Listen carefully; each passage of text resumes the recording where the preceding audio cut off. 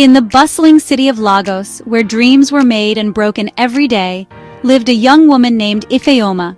She was 22, bright, hardworking, and determined to give her widowed mother and younger brother a better life. Every morning before sunrise, she would rise quietly, help her mother prepare pap for the small roadside stall they ran, and then head to her job as a cashier in a busy supermarket. Life was not easy, but Ifeoma carried her struggles like invisible weights, hiding her pain behind a smile. People admired her strength but never knew how many nights she cried silently into her pillow, praying for just a little relief from the endless struggle. Her only escape was her friendship with Kelechi, a childhood friend who had been like a brother to her since they were kids. Kelechi had a way of making her laugh, of reminding her that even in chaos, there was beauty.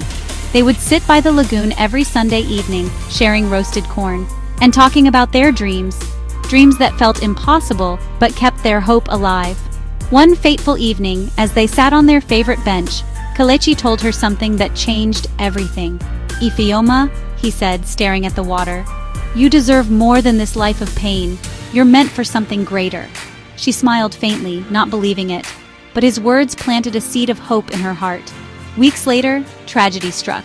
Her younger brother, Emeka, fell seriously ill. The hospital bills were overwhelming, and despite all her extra shifts and late nights, she couldn't raise enough money. Desperation clawed at her heart, and for the first time she felt truly hopeless. She spent sleepless nights in the hospital, holding her brother's tiny hand, whispering promises she wasn't sure she could keep. Kelechi stood by her side through it all, helping where he could, even selling his motorcycle to cover part of the bills. "Family isn't always blood," he said quietly when she tried to protest.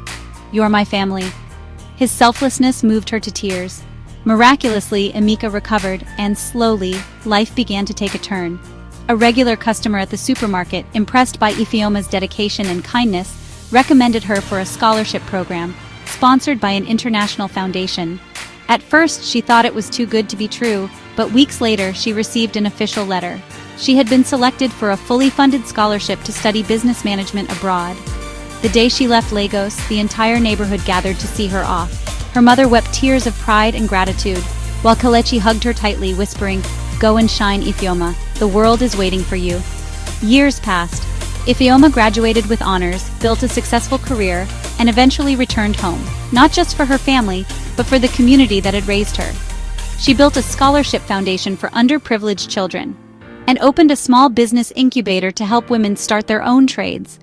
Standing once again by the lagoon, the same spot where her dreams once felt like whispers, she thought about every moment, the struggles, the tears, the nights of despair, and the people who believed in her when she couldn't believe in herself. Her journey had been long and painful, but it taught her the greatest truth. Resilience, kindness, and faith can turn even the darkest story into one of hope and triumph.